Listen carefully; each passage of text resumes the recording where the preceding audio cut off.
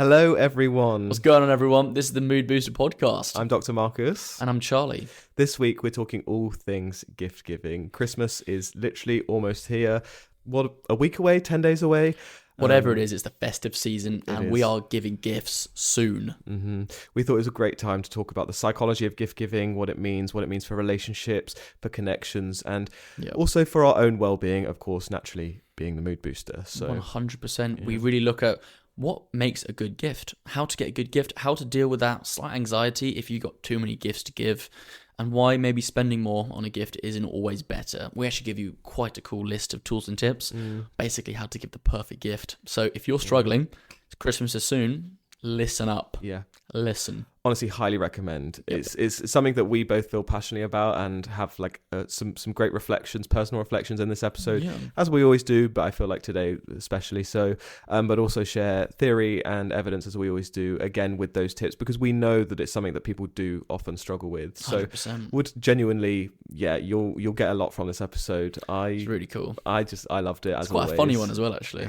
It is. Have some laughs. We also go into what our favourite gifts we've actually gotten, yes, and what the worst gifts we've also gotten as well. Yes. That was quite funny, wasn't it? I did enjoy that. It's nostalgic. Very nostalgic. Trip down memory lane. Old memory lane. Anywho. Please enjoy. We know you will. You will. And happy almost Christmas. Happy almost Christmas. Let's go. In this podcast, we share evidence-based tools, tips, and advice to help you improve your well-being, boost your mood, and find joy in the everyday. Exactly. We talk about life's highs, lows, and everything that we go through in between. We do share real stories and reflections from our own journeys as well. Yes, and with our pillars rooted in introspection, presence, gratitude, and community, this is the home of well-being and joy. Glad you're here. Let's do it. Let's go. Hello, everyone. Buongiorno. Welcome back to the Mood Booster podcast. Welcome in. Welcome to a fine December's morning. How are we doing, everyone? December's morning. What's the date today? It is the 16th or the 15th? Don't ask me. Way earlier than that, of December. No? 15th or 16th of December. Well, whatever it is, it's episode 39. It is. 39, baby. Welcome back to the episode. 6 whole syllables long. It's a lot of syllables, isn't it? This episode is on how to give better gifts and reflecting on the psychology of gift giving. Yeah, how to give better gifts. Very exciting. It's the festive season. We're approaching Christmas soon. Merry Chrysler. We are the gift that keeps on giving. We are, at least. You're welcome for that, by the way. We are indeed. We are indeed. I mean, this new setup here is a new gift, isn't it? If you're on YouTube, you'll see that we actually have these unbelievable podcast mic stands, aren't they? For the visual audience, yes. We have these new mic stands, which Almost are there. elite. Almost there. Yeah, sorry everyone. But yes, hi, thank you for tuning in. Welcome. It's been good to have you here again. Yeah, we're in the middle of December, having a great time. Having the most wonderful time of the year, as some might say. Very festive indeed. London's been very festive recently, hasn't it? It has. A little Notting Hill session earlier this week. We have. Very festive indeed. Yeah, but before we go into that, we just thought it'd be nice to talk about giving gifts. Because this is what you do at Christmas. Really? We have different ways of giving gifts. We do. I love giving gifts. I also, it's one of my love languages, which we'll get into today. But yeah. It's something that can also be stressful for people and can sort of, I know from personal experience and even my family, they just are like, oh, it's too much, it's so stressful, all these things. And, financial burdens, mental strain of just trying to think of the gifts to get all of your 30 family members, all of those things. It can be quite a lot. It can be quite a lot and it can be overwhelming. So not only the joy of giving gifts, but actually how you can approach gift giving from sort of a more grounded headspace. How to just be better at it. Just be better. You ever been there not under the tree you would be, but if you've been there around the tree, someone opens your gift and you see a slight look of disappointment, that's never going to happen again once you listen to this episode. We will help you. Do you mind not interrupting me, please? You're not the same. Do you mind? I'm actually speaking to listeners. Alone on Christmas Day. I'm actually speaking to these guys. This is ridiculous. Can someone come in and arrest this bloke? It's Christmas, I'm singing. Yeah, it's very, very festive. Are you okay this morning? I'm quite tired. Yeah. But I'm still feeling merry. Well done. Merry-go-round. Merry Christmas. Merry Chrysler. Well, he said it, not me. That's a millennial thing. It's a Vine. A famous Vine reference, isn't it? He's 5 years my junior and 4 years. Who knows? Technically, you're 5 years my elder. That's what I just said. You said junior. You are 5 years my junior. Yeah, well, you're actually typically quite old for what this world sees. So Geriatric, some might say. yeah, well, the 70-year-old plus you were getting ready for bingo on every Thursday night. Oh, gotta love a bit of bingo. Bingo Ringo. What was it? Bingo Lingo? Bingo. Bongo bingo? Bongo Bingo? What's Bongo. that? That game everyone used to do at university, the big God. night out. Of course. You ever played that? Yes. Heavy nights, weren't they? Chaos. Absolute chaos. Yeah. You ever win anything? I did not, no. You didn't? No, I can't remember all the prizes. I do remember like a big 12-pack, like a giant pack of Disney princess Barbie dolls of every single Disney princess. What the giant hell? thing. It's just the most random gift. So odd. Odd behaviour, peculiar. Peculiar. But anyway, yeah, that's before it all. Before this week, which we've just had. Speaking of, how was your week? That's a knee slapper. My week has been bien, thank you. Muy bien. Muy bien, gracias. Muy bien, gracias. ¿Qué tal tu semana? Mi semana. Spanish with... welcome back to Spanish with Dr. Marcus and Charlie. There we go. We're, for anyone who's listening, I mean, you are listening and you're probably rather confused. You're like, what's just happened to my ears? What's this assault that's just gone on? Pray, I will tell. Do tell, pray do tell. Pray do tell. So we're a little Spanish. We are both learning Spanish independently with our own teachers. And Mine's better. I mean, Lily's great. I won't slam Lily at all, but Johanna's fantastic as well. But we're both learning Spanish, and we thought we'd begin putting in a little bit of a Spanish section here. Yeah. So we're very much trying to learn. ¿Qué tal? Felt like the first. I didn't know we were going to be speaking Spanish live on the pod. Maybe we cut it. Maybe we cut the section. Maybe we cut it. The update is that it's been siete semanas. Mm-hmm. Okay, siete semanas. It is. Charlie and I, as you said, are having separate lessons. You started at school, right? And then I did it at school earlier on, yeah. And I did it once in university and failed the module because I forgot to turn up to an exam. I didn't forget, I just didn't go. What? What happened? In first semester, I took an elective Spanish module as one of my optional modules. And I missed a lecture, and then because I missed one, it's just the whole overwhelming nature of it was just so much more difficult to go back the next week, so then I just kept missing them, and then I missed one lecture that was actually an in-class exam, so then basically I was buggered for the rest of the thing, because I then pulled it out and started to do work, pulled my finger out and started to do work, but I couldn't catch up to my level of ability. Was never going to get me my average to pass, so I ended the module with a 39. Wow, you actually failed. Yeah. My word.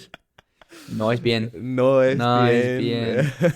Tú es un mal estudiante. Aprendemos español para... Estudiamos. Sí. Estudiamos.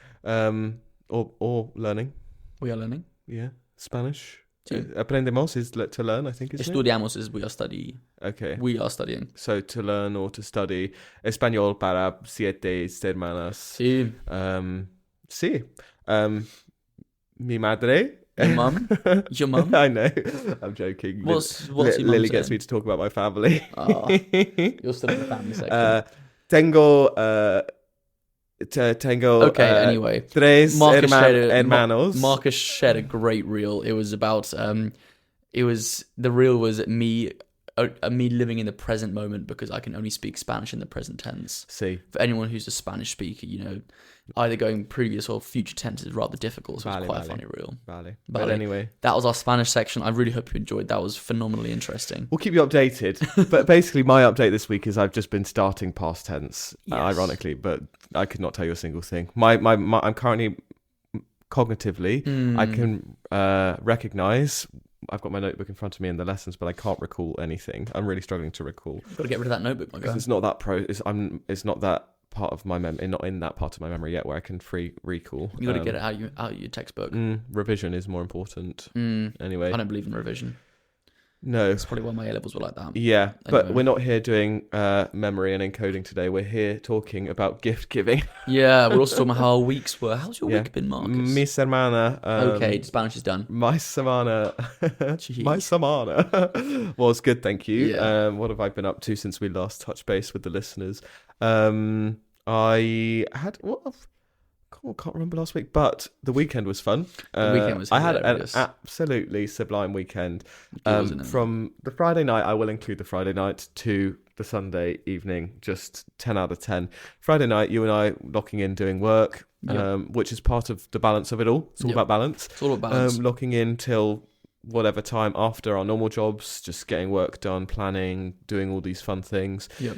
Some might say it was a bit more boring, which, yes, it was Mm. less exciting than Saturday, for example, but still just part of a great weekend, because it just brings me so much joy and sort of pride to be doing those sorts of things. 100%. Got up on the Saturday morning, was a guest on my first, well, I was the first time being a guest on someone's podcast. So Very cool. Chris from Run Your Mind, if anyone listened to Finding Joy in the City webinar episode, he was there, and he has a podcast as well about looking after not only your mileage, aka from running, but also your mind.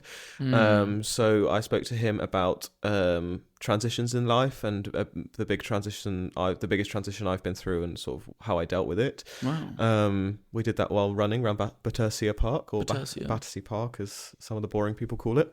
Wow. Yeah, it was really cool. Incredible. Is that out on Spotify soon? It's going to be out, I believe, between Christmas and New Year. Twixmas, whatever it's Wow. called. Yeah. Twixmas. Yeah, Betwixmas. What's that? It's the time between Christmas and New Year. Betwixmas. Or just Twixmas, yeah. Twixmas. How So, exciting. Well done. That's honestly a huge achievement. You should be proud. thank you very much. You really, really should be. Thank you kindly. Really cool. And I think I did well on it. Sometimes I can go into conversations, which we'll talk about in a moment, Sunday, and I just like fumble and I can't get my words out, and it's annoying, because I know my potential and how I can be very eloquent and compose myself very well. But in this one, for me, it's a mental thing, and if I go into it being like, no, you're going to be great, you're confident in this, you're brilliant, you know what you're talking about, then I can pull it out and I can do that. And I just went into the conversation not thinking that actively, but just knowing like, this is an area that I have a lot of experience in, I can speak about, and it's just my personal reflections. And I was proud to, I would say, I haven't listened to it back yet, but I think I was very eloquent and did myself proud. So yeah, I was pleased. Lovely stuff. Amazing. Straight on to the Monday Mood Booster, our run club, for anyone that doesn't know. The Monday Mood Booster doing Indeed. our final Christmas, our final event of the year, so our Christmas 10K around Battersea Park. Again, a good big group of us all running around doing a 10K, blaring out the Christmas tunes, just having the best time, which was just energy 100. Great. Yeah. Such a great time.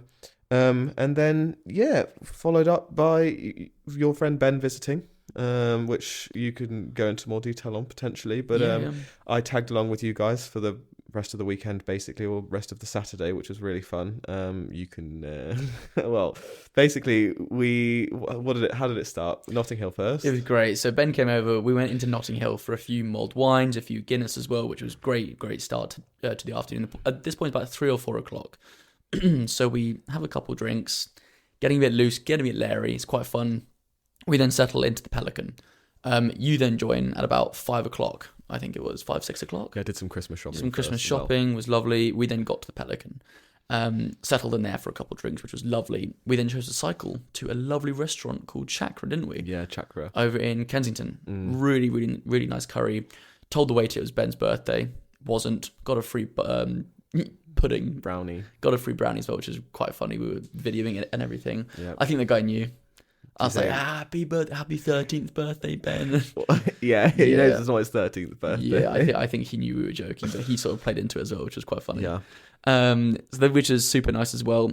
So for a bit of context, before Ben had come down, he had given me one request that in the evening he wanted us to wear tuxedos and sort of act as if we were in a business meeting, talking about, investment and numbers and all sorts of stuff. We don't own a business together, we're just friends, but it was quite funny, sort of leaning into that bit.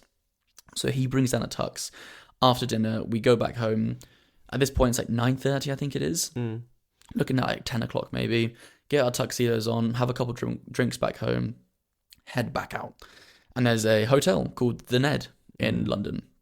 And this part was pretty funny. So we go in tuxedos, looking great, go up to the bar, ask for some martinis, and whilst they're making them, these guys come over, regular clothes, like, what are you guys up to? And we're sort of, talking about investment in Q3. I think I say, can't wait for Q3 in front of them, and they're just like, what on earth are you guys chatting about? Let us not forget on the tube the scheming and planning of, okay, what's our business? What are our names going to be? So you were John. No, I was John T. I was RT, and Ben was Barty. And the plan was, when anyone asked what our business was going to be, we owned a zoo in Kenya, and we were migrating some animals to the zoo for safekeeping.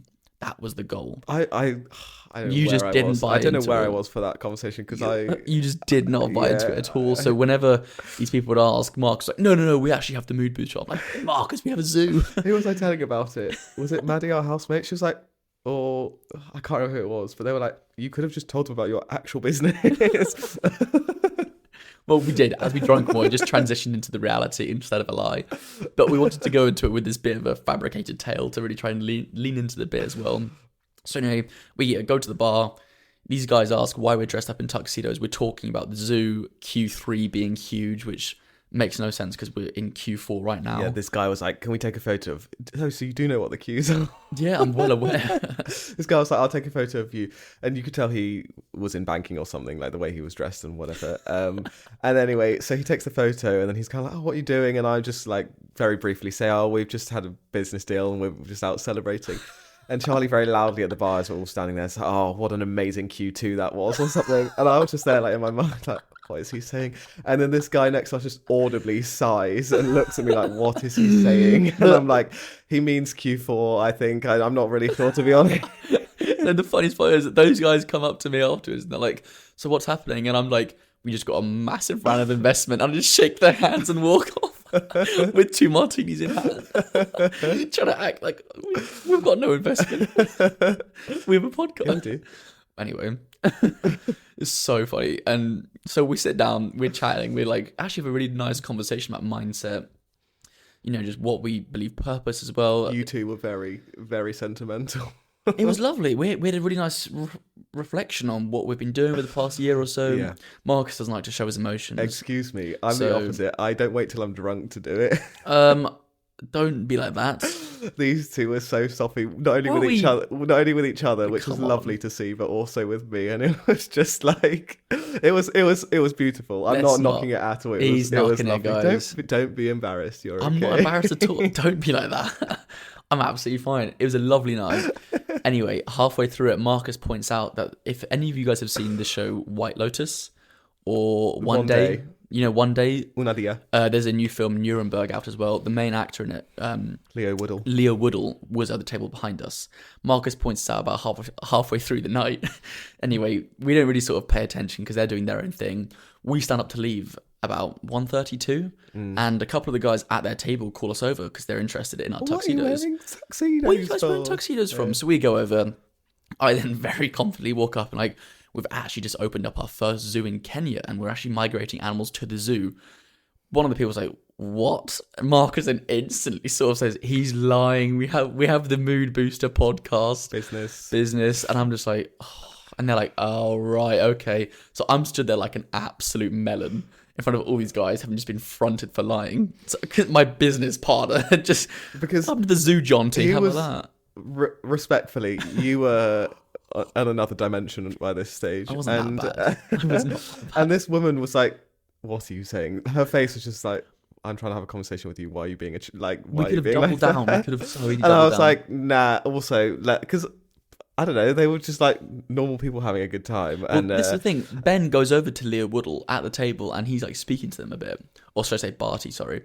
Ben goes over to Leo Woodall and then Leo says to Ben, because Ben's told me this whole thing whilst we were talking to the other people. Leo goes, is he actually real? Like, do you guys own a zoo? Ben fully doubles down. He's like, yeah, we genuinely do. Like, we're over here for a little bit of time, but we've been looking after these animals for months now. And they're starting to buy it a bit, so Ben doubles down again. Ben then asks them both, what are you guys in? Like, what do you guys do for work? Fully well knowing he's an actor. And Leo Woodland and his girlfriend say, oh, we're in like TV or music or whatever it is. And his friend. All that sort of stuff. Sorry? His friend. I think it is actually his girlfriend. Oh, really? Yeah. Oh, okay. And Ben goes, oh, cool. Anything that I would know about? Leo then goes, just some just some films and stuff. And as Leo is speaking, Ben cuts him off and says, anyway, back to the animals. Back to the conservation of the animals. I thought the whole conversation was so ridiculous and so funny. That was Saturday evening. Yeah. Well, we also then went to Soho because you wanted to find a cigar lounge. Find a cigar lounge because that's the apex of a fun night. A fun night. Yeah. Exactly. It was Jay that said it. He was like, why are they wanting to go to a cigar lounge? I was like, oh, it's Charlie. What do you expect? Classic me cigar smoker. And these people came up to us in the street in Soho as well at really like funny. 3 a.m. and we were just talking to them. And you guys were speaking to them here, and I was speaking to one of the friends like kind of here and talking about what we were doing. And again, I was talking about the actual business. And then because I did that, he came to the Run Club on the Monday. So cool. So cool. So Rory, cool. big up. Shout out if you're listening. Let's go, Rory. Rory, yeah, we met him at 3 a.m. In Soho, and then he came to the Run Club as a result of seeing us and listening to us about our business and things. So yeah, really cool. Really fun evening overall. Didn't get back to bed until like 4, I would Oh say. my god, it was a late evening. So then we had a meeting with a very nice brand. We did indeed, didn't we? More the people from the brand, but Very cool. a company. On Sunday morning at 9. Sunday, About 3 hours 9 sleep. a.m. That was Charlie really was fun. crying it out. You were walking in like, no, how do I look? Because you didn't want to. It was less so about how I looked. It was like, do I stink of alcohol? Are my eyes bloodshot? It was funny. You were pragging out beforehand, and then when we got in there, I was all cool. Like, it's fine. Like, we'll be Marcus absolutely was fine. trying to act Jay chill. And then I just had a moment of a wave of whatever it was, and my brain absolutely malfunctioned mid monologue, and I was just not saying any words. And everyone in the room, in the 4 of us, could all see, just knew that I wasn't speaking. Your and eyes were forming twitching, any and you sentences. weren't saying anything. And I was just saying basically the same word over and over again. You know, and everyone was and, just sitting there like, and I was like, please, someone just say something, like, because I'm just still going, and everyone's just watching this unfold, and it was just so, During it, I would actually say I was actually pretty good. Yeah. And it's funny how that happens, you know. Yeah. Yeah. Anyway, that was a lovely meeting. It was great. And then for the rest of Sunday, we were planning something very exciting, which we'll be announcing soon. Very, very exciting for the new year. Muy emocionado. Exactly. No Spanish, please. And so, yeah, that was super cool. Exciting. I'm so excited to say. Accompanied by a sublime roast dinner, a la me, 100%. as we were planning. 100%. Yes, it's like my gift to all of you, my roast dinners. Oh, very nice. Very nice. About time to get onto it. It is about time. We've been rambling on for We the have best been. part of half an hour. Gift giving. Gift giving. Let's talk about it. I'm really excited to talk about this, actually. This is something that since knowing you, you are very good at gift giving. Thank you. Very thoughtful. One of the best gift givers I've ever met. Thank you very much. I sometimes struggle to take compliments, but I know that that's true. And Yeah. I can easily say thank you because I know that I am good at giving gifts. There you go. I just love it. We'll go straight in. I would say there's the love language theory, which Okay. I'm pretty sure most people know about these days, but maybe they don't know, and I'm just in that sort of realm that thinks people know. But Gary Chapman, I believe in like the noughties or the early teens, came up with the love language theory. That basically, if anyone that doesn't know, I'll briefly summarize, is the theory that each individual has 2 languages from a selection of these different love languages that I'll explain. And each individual has 2 languages that they display in relationships, in intimate relationships, in friendships, in family dynamics, that they display as their language to show love and to show affection. But not only do they display, it's reciprocal. So it's believed that people who show a love language in X way, they also, therefore, because that's their language and that's what's important to them, naturally they then also appreciate receiving love language in the same way, and they are most sort of favorable of that specific type of love language. There are 5, right? Yes, so we have words of affirmation. Like, So speaking and saying to someone like, I love you, you're an amazing person, you're an amazing friend, you're an amazing partner, all of those things. yeah. And constantly sort of sharing those words of affirmation is one. Acts of service, so doing things for people, cooking them dinner, picking them up from whatever they need picking up from, all of those sorts of things. You show love through doing that to people or giving that to people. Receiving gifts or giving gifts. Okay. That's what we're talking about today. Shocker. Quality time. Yeah. Quality time being spending time together. And finally, physical touch. So yeah, physically touching each other. And that's the theory does more so come from and speak to intimate relationships, but definitely can translate to and has been spoken about in research and theory about relationships beyond intimate relationships. Oh, wow. So physical touch slightly less relevant, but still in the context of today, gift giving is very much a love language within the theory. For the sake of time, we won't go into all of those. Of course not. But no. today's is gift giving. Okay. And you said it's one of your love languages. To be honest, I'm not sure my thoughts of the theory in general. I'm a bit skeptical in certain ways of it. Yeah. I think I'm always, as you know, but I don't know if I've made it very clear on the podcast before. I can be quite cynical and I just take personality or trait style personality theories where people are lumped into categories of A or B or C. Yeah. I'm quite dubious, skeptical of those, even things down to your attachment style, which is a huge personality style theory. Yeah. Just putting people in one box of a category. It does feel a bit reductionist. I do agree. And it's not my kind of psychology. I don't fully love it, but I see there's always some sort of justification and some truth to it, but just how sort of binary we can get with it, I challenge. However, for me, this is why I say I challenge it. I see myself in pretty much in most of those, and I know that the theory is saying that we can show all of those love languages, but we just have preferences. I'm someone who I think I very much appreciate and also enjoy giving acts of service. For example, I take pride in doing that for people, but I very much do that as well. Actually. Yeah. I appreciate when that's given back to me, like words of affirmation. 100% something I massively I've developed over time. Didn't always be amazing, but I now really appreciate it. Again, quality time, love that, and receiving gifts, and so physical touch, like all of them. So you're just a lovable guy then. But I believe you're all of the categories. Are you? Are there any that aren't really important to you from those, or that specifically stand out? I mean, it's difficult. I suppose they all have different amounts. Like quality time, definitely, but I also like my own individual time as well, far more than I'd say you would as well. Like, I like my own sort of solo time, but I like spending time with someone. And when I'm with that person, I want it to be like a really good time, a very sort of nurtured time as well. Acts of service, definitely something that I very much appreciate and recognize as well and see. I think that's definitely something huge. Gift giving, I think so. I don't know. As I've grown older, I've realized how little I need.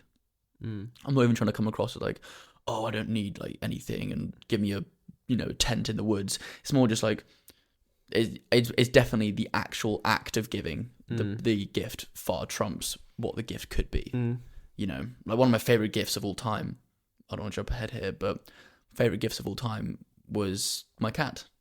She was technically a gift. I mean, it wasn't like wrapped in a box or anything, but on Christmas Day, I vividly recall me and my brothers, it was this thin envelope, and we all opened it, and there was this picture of Pepper inside, and said, we're picking her up in 3 days' time.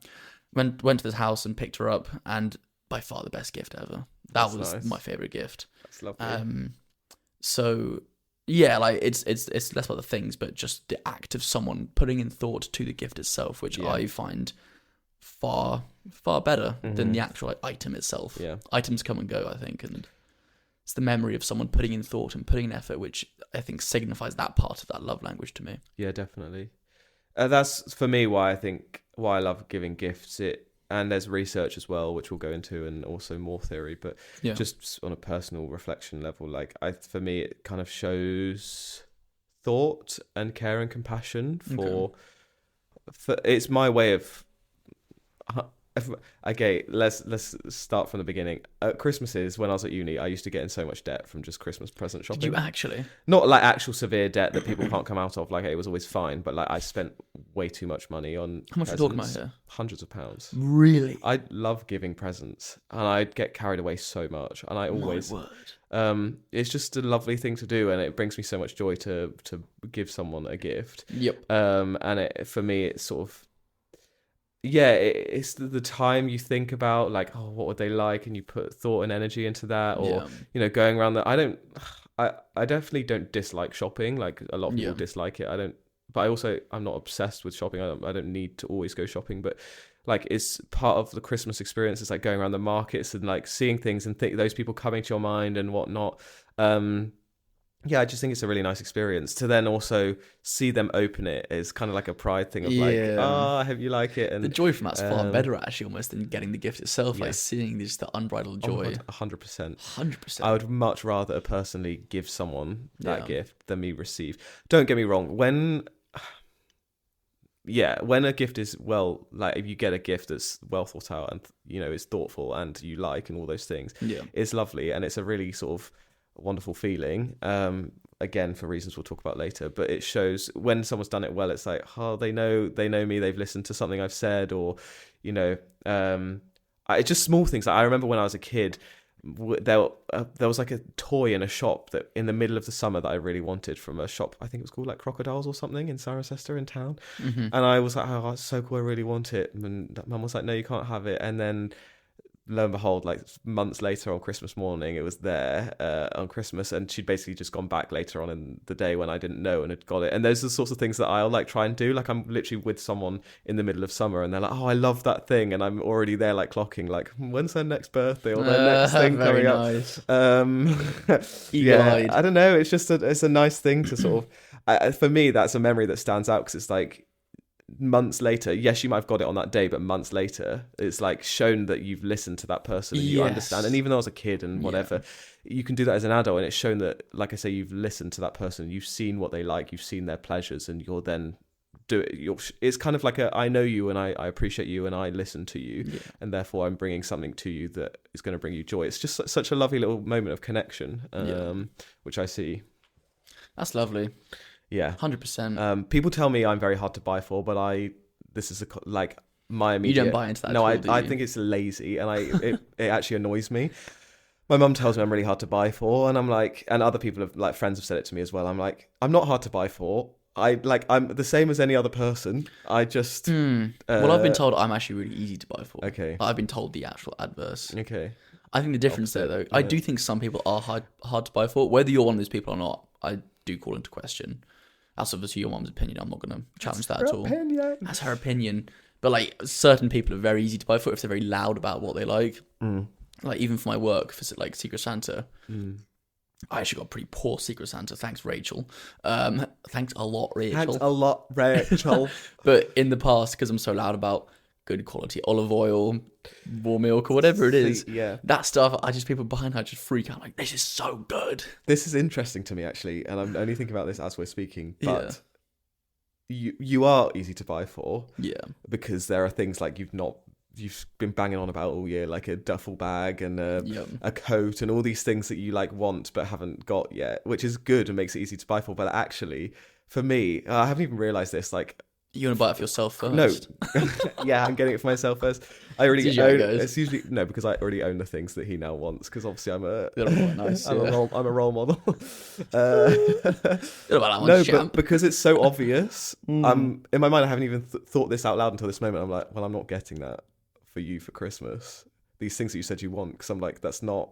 It's too obvious, and it's not like it's not thoughtful enough. Yeah, and I'm only just realizing that now. Like you've been going on a challenge you're giving yourself. Like if you think about it, the amount he's been talking about getting a North Face duffel bag is like beyond a joke. And like I've been trying to search on Vinted with you to help you. Yep. And it would be such an easy win. It would be such a cheap win. Such an easy, but I don't like that. To me, like again, I haven't thought about it until this moment. Like that's easy. That's too. Wow. Have you not thought about it until this moment? Not well.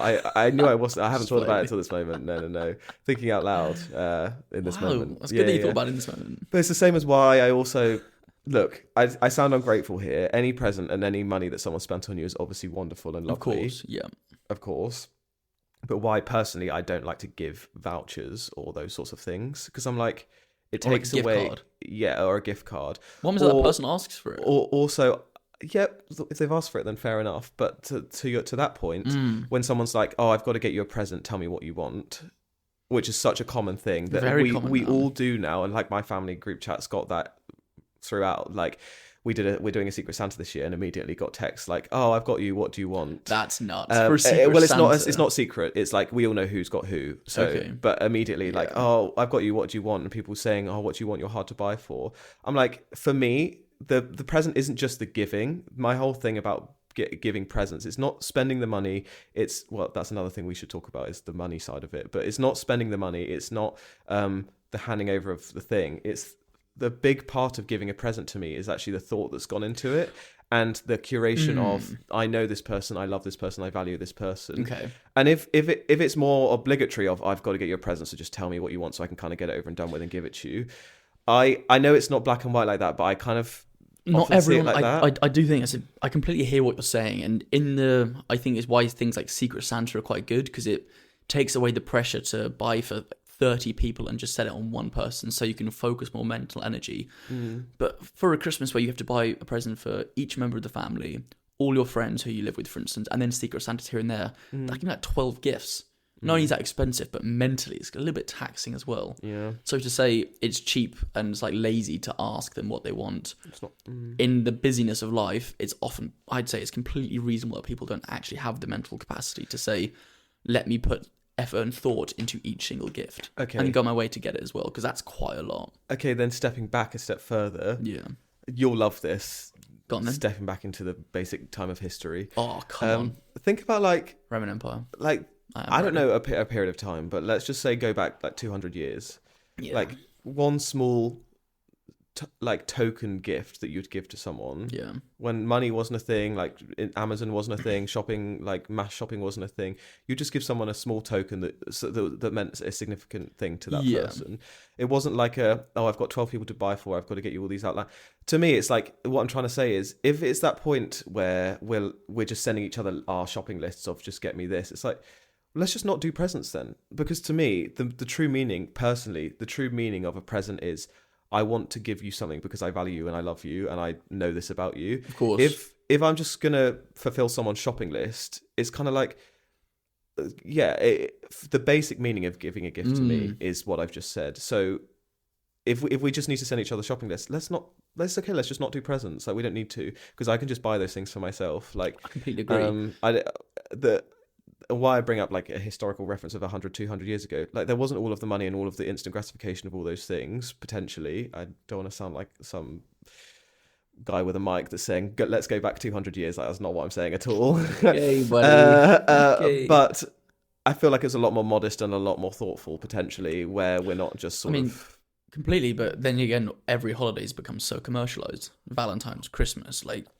The amount of stuff going on, the amount of marketing we're hit with, sales and everything, it's buying. You have so many things to buy from now. Yeah.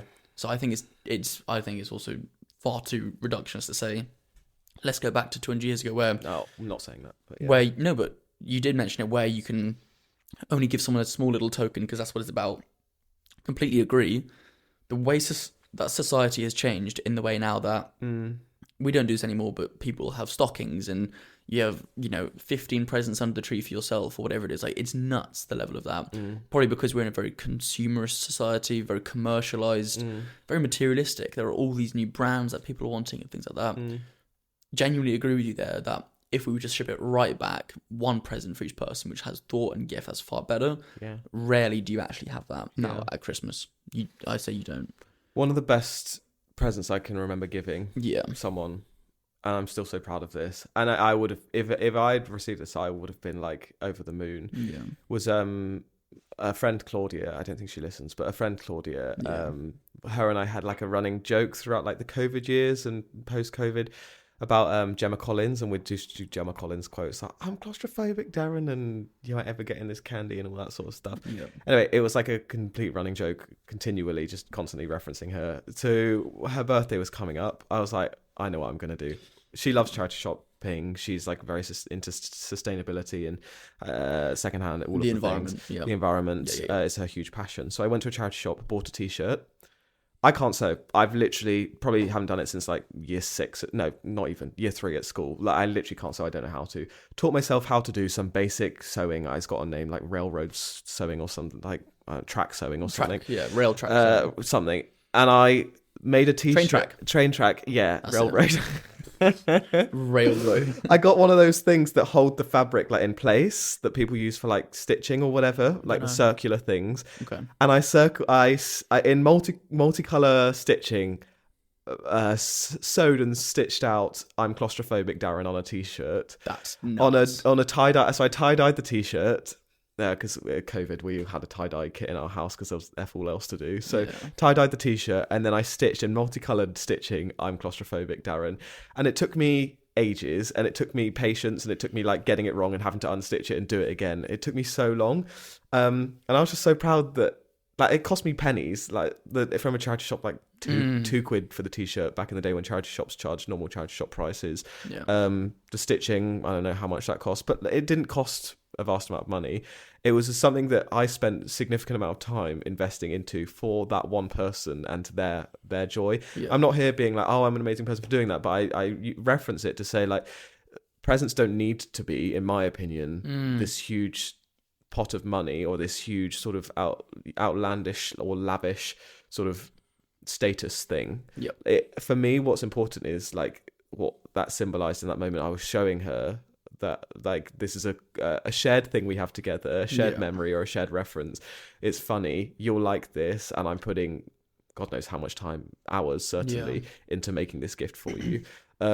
So that's another thing is like I said myself, I used to spend too much money and get in debt for spending on Christmas presents, and it's like finding ways to maybe not do that, because that's another thing that students can be quite creative with that, can't they? Students can be very creative with how you do it, I think. Not just spending money like hundreds of pounds on expensive clothes or shoes or whatever it is. It's you can get quite creative. I remember back in university, this was one of my friends I was living with at the time. We always used to go on our morning swims back because we went to university in Plymouth down the south coast. We'd always do morning swims. After a morning swim, we'd always get oysters. This was like once a week. It was ridiculous now I say it, but it was fantastic. We'd always cycle to the local fish market, 6 a.m., get these oysters, schlonk them, and then go on about our days. It was a funny morning routine that we had, but we both loved it.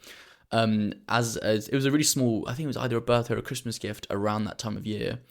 What I did was I kept one of the oyster shells because we'd always throw them away one time, and as like a symbol of this, I made a candle out of it. So I kept it, I cleaned it, I made sure it balanced flat on the surface, bought a candle wick, some wax, whatever it was, made the candle, little oyster candle.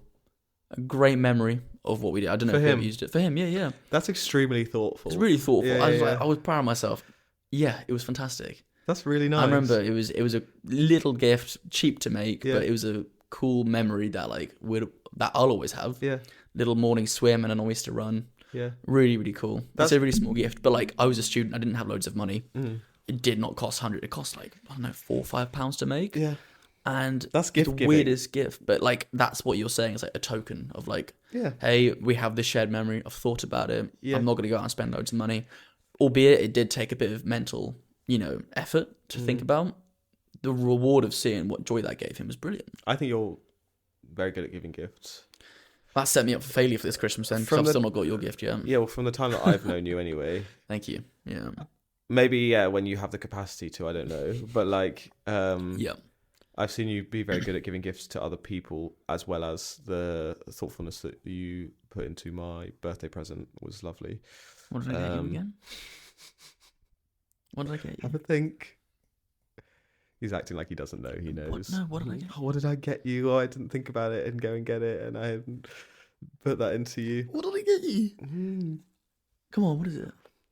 I'll let you think about it. Oh, that's a great gift. Yeah. That's a great gift. Had you mentioned that? Oh, this was a prime. It's another example of my mum. Like when I said my mum listened. Yeah. But it is also a balance of that was a bit of money as well. So no, of course. But the thought was there. Marcus had seen this. You go. Marcus had seen this really, really nice watch on one of our mutual friends back at the stag do we were at back in the summer. Really, really nice watch. Mentioned that back when he was younger, he used to have a fairly similar one. I think it was like a Velcro wrist strap, and you banged on about it for days. And then you completely forgot about it. I don't even think I was banging on about it for days. That's why I think it was more impressive. I think I mentioned it once or twice maybe. I remember you mentioned it and I was just like a light bulb. I was like, oh, brilliant. So I began sourcing. I was looking around where I could get one. Found it. bought it and then he gave it to you, and I remember you were looking in the box, you're like, what the hell is this? And then it clocked. It's now clocking to you. Yeah. You then clocked what it was. It was brilliant to see. Yeah. Fantastic gift. An Omega Swatch watch. It was very cool. Very cool gift. And for me, like, it wasn't, obviously the Omega Swatch watch was incredible and I love it. Omega Swatch but watch. for me, what I appreciated more as your friend in that moment, or the receiver of that gift, was that something I'd said in passing at a random event had been heard and then thought about, and the time in your headspace had been like, let me go and source and find that. That could have been like a £10 t-shirt it could have been the same concept. It was really lovely. So I do think you are good at giving gifts. Classic me. And I sound like I'm preaching and a bit like moaning, but when people say to me you're hard to buy gifts for, I'm like, you just have to listen. Like, you just, like, not good enough friend. And I appreciate now, like, I don't necessarily spend shout out to Marcus's mum. You're not listening enough. That's the thing I was about to say. I appreciate, like, I don't spend so much time with my mum because I don't live with her anymore and all those things. But so, like, it can be more difficult when you have extended family. Like, well, my mum's not my extended family, but, you know, extended family or people you don't see as often, but you still want to give them a gift. So I do appreciate that. But to just tell someone they're hard to buy for, I'm like, well, no, I'm not necessarily hard to buy for. It's just and they're like, oh, but you get such good. Oh, and I've had this before as well. It's like, I've given someone a gift before, and they've actually been annoyed. What? Anyway, huge projection there. Exactly. They've been annoyed because they're like, well, you're just showing me up because I'm not as good at giving gifts or whatever. And I'm like, this isn't a competition. Like, I'm trying to show you love. Like, that's a massive projection. That is. Yeah. Crikey. Yeah.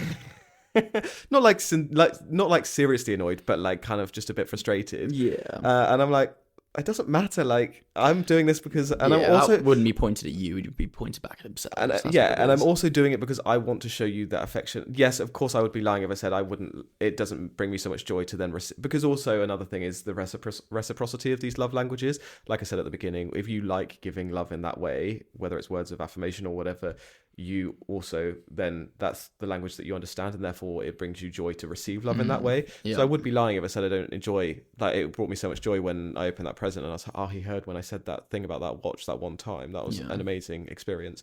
But I don't give gifts. That's another thing. I don't give gifts exclusively to receive a gift. Like, that's not why I'm doing it.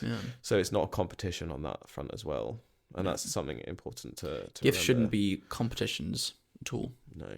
Shouldn't be competing. There is probably that sense, though. I completely get that. Like, is my gift quite on par? It's completely reasonable to think that, I think. Being impartial or like not being, I think it was also like a monetary thing as well. It's like they're like, you make me look cheap because I've not. I'm like, I don't care. It's not about the money. Like, I'm not getting you this because it costs that much money, and I don't have all that money to spend either. Like, so I'm not here being like a flashy person, but like, I'm not getting it for you because it costs that money. I'm getting it for you because you like it. And you could get me something that was £10 or £2. Well, I think it's why it's probably quite good to set a bit of an expectation on any gift with budget as well. Like, this is far more logical, but like, at least me and my family have rough ideas about budget for each other. Me and my friends as well have rough ideas about budget. You're like, well, you don't have to ask necessarily what's our budget, but at least with people I buy for or like to buy for, I have a rough idea of how much they're going to spend. And I try and match it with the thought as well. Well, and that usually pays off quite well. At least they don't have to, but for some people, like, I feel like we're okay with gift giving and we find it less overwhelming, but a lot of people do find it really overwhelming. And like the performance anxiety of it and all of those sorts of things. 100%. I'm especially like in a group dynamic, like our house, for example, we're all getting each other gifts, and I can imagine, I don't know, but how in that situation an individual might be, or several individuals might be, like, really nervous about that concept because they've got to give gifts in front of other people and they've got to, you know, match everyone else's level. So it can make a lot of sense and just be fair for everyone to be like, okay, let's cap it at this much money, so then you're not scared or anxious about showing up and having spent, I don't know, 10 quid and everyone else has spent 30 or whatever, because then for some people that's understandably quite nerve-wracking. Of course. That's why it's good to set a budget, I think, as well. Often material things can be quite hard. One of my favorite gifts to give is like an experience of some sort. Some sort of experience. Like, for my younger brother, I was about to say what I'm going to get him for Christmas, so I'm not going to say that. He doesn't listen. Is that the thing I said? Yes, it was. Nice. Yes, I think I'm going to do it. Come on. Whatever the experience is, again, it really means that you have to give them something that they're going to enjoy, and that means that you are listening to who they are as a person. Material things, they might have mentioned it fleetingly a couple months ago. That can almost be harder, but you just think, what is this person like? Who are they? What are their traits? Passions. I'm going to buy an experience in line with this. So a really good example actually is my mum. For her birthday, this was for. That's such a cool present. She lost her mum, so my grandma, back in the summer. Rest in peace. May she rest in peace. May she rest in peace, indeed, Nana. And my mum has really sort of stepped into quite a spiritual journey in the past couple of months, really wanting to connect with her own mum, been speaking to her in her own time. And she, mentioned really fleetingly the idea of, sort of talking to Nana a bit more, speaking to her, feeling her presence. There was a pub local to our house, which had been like once every 2 or 3 months, sort of putting on these spiritual readings, but she'd never been. I had sensed that she'd wanted sort of more of a spiritual reading, but she wasn't confident enough to go or buy it for herself, just maybe because of how she'd look if she was seen to be indulging in spiritual readings, for instance. So I took it upon myself for her birthday to go and source an actual medium, a spiritual medium, and I booked and organised a session for my mum. And as a surprise, I remember I had an envelope and gave her a voucher to one spiritual reading. I remember we were in the Dolomites, and when I gave her that present, look, I actually put a picture of up on my Instagram as part of a recent image thing. The look of like gratitude, shock, and just like overwhelming excitement. That was lovely. Trump any actual physical gift that I could get. And she still says it's one of the best gifts she's ever gotten. Wasn't any sort of physical material, clothing item or whatever it was. It was an experience that I know she would like. And yeah, so for me, experiences are far better as well. Yeah, it's combining 2 love languages. God, it is. I don't know why I say love languages. Love languages. It's shared time or quality time and gift giving. It's like, not only do I want to give you a gift, I want to spend time with you. So here's this thing that we can 100%. Do together. You also benefit massively from giving an experience because you can join in. Yeah. That's why it's so good. We've been quite good as a house doing those sorts of things recently. For your birthday, the house got you vineyard tour, knowing that you like your wines. What else? We got tickets to Hercules for my birthday. Yep. So yeah, those are nice things. Obviously, those things aren't necessarily cheap, but just an experience as opposed to getting like a material thing. You ever had a bad gift? I must have done. You don't remember it? Just things that potentially it's like, oh, I'm not going to wear this, but again, like the one from the uncle or something like that. Yeah, but it's it's still nice to. I don't know if he listens, but Uncle Steve, based in America, it was like a thing for so long. He'd always get us like a T-shirt. Yeah. I maybe he was joking, maybe he wasn't. It was always the most goofy T-shirt ever. I don't think I wore a single one. I remember, there was this YouTuber I used to watch ages ago. And he had like a saying was twisty fresh nipples. He would just like, it was a bit he did on his YouTube channel, twisty fresh. And he got me this hot orange, this bright orange T-shirt with twisty fresh nipples. That's on so in writing. Thoughtful. But I was just like, what on earth is going on? I wore it once for a picture Commons, and I've never worn it again. That's hilarious. So funny. I remember that was a funny gift. It wasn't necessarily a bad one. It's just like, this is quite funny. Never going to wear it, but I appreciate the sentiment, Yeah, fair. And how did you receive it? Like, how did you let him know, or did you? I would never be like, this is terrible. I'd just laugh at it. I'd just be like, this is great. Yeah. And again, it's, I think receiving gifts is another thing that does play into our well-being here. You think? Yeah, well, for some people, there's 2 parts to it I think we should touch on. Is for some people it can be really overwhelming to receive gifts and like opening presents in front of people. I went through a stage in my life where like I got in a whole headspace about opening presents in front of people, because I'll be like, oh, well, if I don't like it, then I have to put on a thing and like say I like it, and then because I'm just a people pleaser, and I was like, and then regardless of what it was and if it's good, I'm now in my head about like even before I've opened it. So then it's like a whole act of me being really pleased in front of that person, and then because I'm like acting, it's like it's just a whole like spiral, and it's just like, just open the gift. That's it. Well, do you remember at Secret Santa? So we went to the caverns. We actually mentioned it a couple of weeks ago. We went to the caverns in the Cotswolds. Do you remember? Yeah. And we did Secret Santa. Oh, I forgot. Yes. And so we did Secret Santa. Everyone had their own gifts, and I went before Marcus. It was actually Bad Santa, where you can steal someone else's gift. It's a whole thing. I first opened the gift, which I knew Marcus had wrapped. Really, really nice scarf. I was so keen to have it. Really cool. Marcus ended up stealing the gift from me. bit gutted I couldn't take it back. So anyway, I had to go and open another gift in front of everyone. And there were 3 gifts left, so I picked up one. So I opened this one gift, and it was... I opened, I looked, I was like, what on earth is this? It was a garlic peeler, like, crusher. It was one of those things you can roll in your hand. Garlic, yeah. It takes the skin off the garlic clove, and that's it. That And it was like a vampire. symbolises capitalism. Yeah, and I was just looked at this, I was like... I literally said, who on earth has done this? Plastic. I said, who on earth has done this here? Who is this? You weren't gracious whatsoever. I did not care to sort of sit there and be like, oh, nice, I can have garlic. I did actually towards the end of the night. I sort of played into it a bit. I saw your whole mental process. You went through this whole journey. I started being like, who on earth is this? Own up right now. This is shocking. I just called someone out right there and then. The girlfriend of the guy who gave it to me got actually quite angry. She was like, if you want to get the claws out, we can get the claws out. I was like, nope, I like the gift. Thank you. I parked my whole reservation there. And I literally saw your mind going, and then after a while you were like, no, it's just nothing. It's just material. Like, it's fine. Like, I literally parked. I was like, this is all such, like, the whole thing is just, the reason we're here is the actual event itself.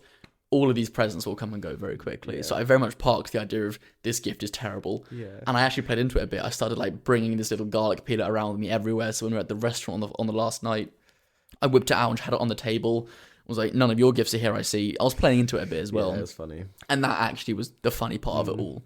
Was that I was playing into it a bit. We named him as well because the guy who gave it to me is Bosnian, and so I named it King Stefan after the last king of Bosnia in 1400, whatever it was. So yeah, I think I lent into it a bit. So how you can receive a gift as well is quite an interesting one. I think it's just being open to that, and like also opening yourself to the vulnerability that someone else is giving you. Like it's a vulnerable thing to give someone a gift because you're showing yourself affection. You're showing them affection.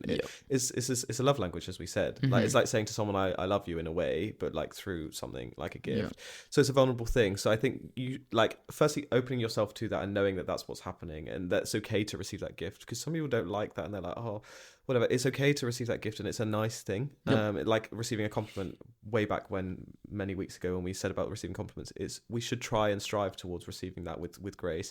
But like on the grace front, I have a relative who doesn't really show the best grace when it comes to opening presents, and makes the present giver. I think they think they're being subtle, but everyone in the room can clearly see that they don't like the present, and they then proceed to make subtle digs about it for the rest of whatever it is, the Christmas period, for example. Jeez. And it's just not nice necessarily. And fine, it might be in jest and a joke, but like you also know that the person who's receiving that joke is not taking it well, and like they put thought into the gift. So you might not like it, but they ultimately put thought into it. So let's maybe also practice a bit of grace, if a bit of gratitude as well. A bit of gratitude, like someone spent time and money in thinking about you and getting that gift. It might be rubbish and you might never wear it, but like for me, I had literally had that last Christmas. A relative, it doesn't matter who they are, but they got me what was it, a hat and a jumper. I will literally never wear that jumper in my life, but the idea of letting that be known to anyone, obviously I've just said it on a podcast, but huge one. Said it on in that podcast, moment being TV. like, this is, it's just I'd rather the ground swallow me up than let that a little scent of that be known that I wouldn't appreciate or wear that. I think if you can tell if there's been thought put into it, that's all that matters. I asked the guy who gave me the garlic peeler, have you ever used it before? He's like, nope, never used it. I was like, why'd you get it? Because it was on sale. I was like, right. The budget was 10 quid, pal. The whole thing was, so that part, you're fine to play into it. But if someone's... Especially like with Bad Santa, like you don't know who you're buying for. So like, it's completely different. Exactly. If like, someone's put some effort into it, I think definitely show some gratitude. Yeah, definitely. 100%. So maybe that summarises and takes us on to the tools for giving and receiving gifts, practical tools and tips. Yes, the tools and tips on how to give and receive a good gift. Yeah. 100%. I'll take it away. Please. Number 1, give from connection, not obligation. Very nice. Number 2 is use the 3 meaningful anchors rule. Number 3, set boundaries around budget. Number 4 this is for receiving gifts, is practice allowing. Number 5, reduce comparison. And number 6, if stressed, shift to a non-material gift. Yeah. I think some great ones there summarising our conversation, I 100%. think. But number 1, starting off, is instead of thinking, what must I get this person, just maybe strip it back a little bit. And it's easier said than done, I appreciate, but think just take a moment to think, like, what do I know about this person? What do they love? What are their values? What shared memories do we have together? And is there a way that I can find a gift or make a gift or build a gift that symbolizes that connection, whether that connection is me knowing them or us doing something together or a shared memory? It's find, maybe look towards things that symbolize your connection as opposed to the status or the obligation of just needing to get that person a gift. 100%. And this next one actually leads really, really nicely into that, is using the 3 meaningful anchors rule. So choose gifts linked to either a shared memory, a future shared moment, or a known value or interest. This can actually increase connection. A great example, one of the first gifts you gave me was a triathlon belt. We hadn't done a triathlon, but we were going to, and you said you'll need one. So it's very much looking forward to and building up the excitement of the actual triathlon. So a future shared moment can be just as good as a previous memory as well. Yep. Lovely. Number 3, set boundaries around budget is really important. 100%. I think personally, I don't think we should be spending, the money should be the main factor in it, but it's sometimes very important to make sure that we set those ground rules, because it can be extremely overwhelming, feeling like there's a mismatch or someone or the group is spending more money than you. I think it's completely fair to just be like, okay, guys, can we just... I don't think it's clinical or too cold. I think it's just completely fair enough, especially at the moment. What are we thinking? Just so we can get a rough ballpark here. 100% agree. Number 4 is for receiving gifts is to practice allowing. So instead of saying, oh, you shouldn't have, no, why have you done this? Just thank you. That means a lot. Receiving is part of the connection. That will give that person a lot of joy as well. Just make sure that you say thank you and appreciate that and sit in that appreciation. And number 5, reducing comparison. Gift giving isn't a metric of worth. It's more about showing and displaying connection. And connection isn't something you should compete for. If there's a true reciprocity in that connection, it should be just truly about what you want to give that person. And if they give you something that's really meaningful, you don't need to compete for that. There should just be... we should strive for that more sort of natural connection that we can find. 100%. And I think that ties into making less focus on the money side of it as well. 100%. Focus on the meaning of the gift instead. And lastly, that also ties in quite nice, is if you are stressed about gift giving, shift to a non-material type of gift.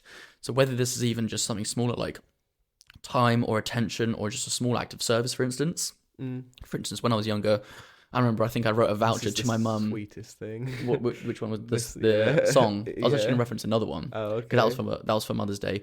I'll reference it anyway. For Mother's Day, me and my brothers wrote a song to my mum because we had no money. We did the... so sweet. It was the song, I can't remember whose by it was. Take my breath away. From Top Gun, we wrote it instead. Happy Mother's Day. I can't sing for anything, but we basically wrote it. I learned the riff on my guitar. Jude was on the bongos and Felix was singing, and we basically wrote this whole song. And she said to still it's the best song or best present she's ever received. I remember I wrote her a voucher for doing the dishwasher for the next 6 months, for instance. So that sort of gift is a huge gift. I don't think I did it. Anyway, those sorts of small bits of time and attention can be really good. These rank equally high in perceived value. And even if you do want to spend a bit more money, get them an experience, something that you can spend the time with them, focus on what they want, what they like doing. If they're adventurous, maybe it's, I don't know, a BMX experience, whatever it is. Brownie points if it matches their character, for instance. That's just a few tips and tools for how to level up your gift giving this Christmas. Just in time for Big Christmas. This goes out, I think, around the 15th, 16th. Can't remember the specific day. So you've still got 10 days or 9 days to get your Christmas presents in. God, you're lucky we're good at this. Yeah, we are good at this. You're lucky. If you want any advice, the Mood Booster official Instagram DMs are open. Shoot us a message and Happy we'll to give you some advice. I am the present giving guru. He is. Shoot us a message. Many a present I've helped Charlie curate. 100%. 100%. And other people. So happy to help. I actually I think it's a surprise to no one by this stage of the episode. It brings me a lot of joy finding and giving people gifts. Didn't mention that. Yeah. Well, I'm quite interested. What's brought you joy from this past week? Your weekly mood boost. God, you are good, aren't you? Congratulations. There you go. What's brought me joy? Your weekly mood boost. Well, I think we've got a shared one again. I think we do. 2 people. We can take one off each, or we can just share it together. Let's do that. Our shared weekly mood boost this week is 2 people who are very important to us here at the Mood Booster. Mm-hmm. Firstly, Anna.